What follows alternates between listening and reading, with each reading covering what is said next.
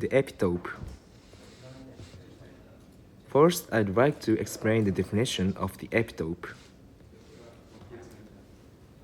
An epitope is the product of an antigen that the host immune system recognizes, resetting the immune response to an inbounding pathogen.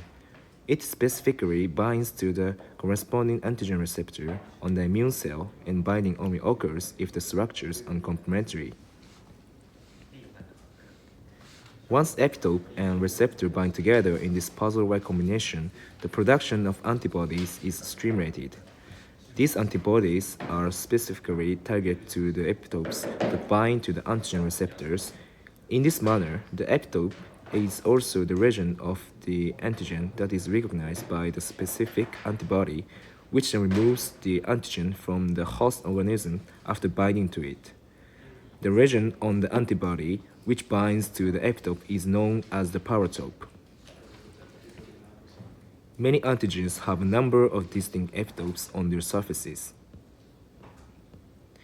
Each of these epitopes can interact with different antigen receptors on immune cells.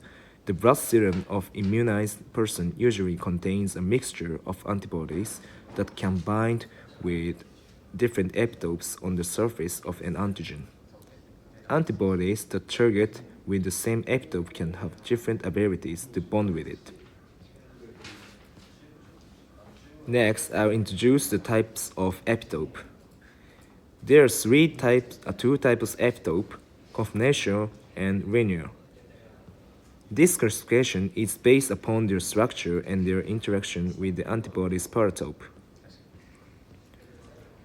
Conformational epitopes are formed through the interaction of amino acids residues which are disconnected from each other.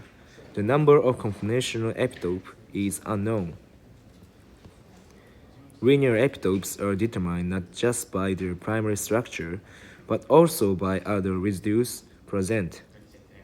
More distant amino acid residues of the antigen, as well as those which flank their primary structure, affect the linear epitope's three-dimensional conformation. Finally, I'm going to talk about epitope mapping. Mapping epitope is important for developing effective vaccines, diagnostics, and therapeutics. It helps identify the epitope site and elucidate the antibody's binding mechanism. Information from epitope mapping can be incorporated into algorithms for in silico prediction of B-cell epitopes based on structure and sequence data. Thank you for watching.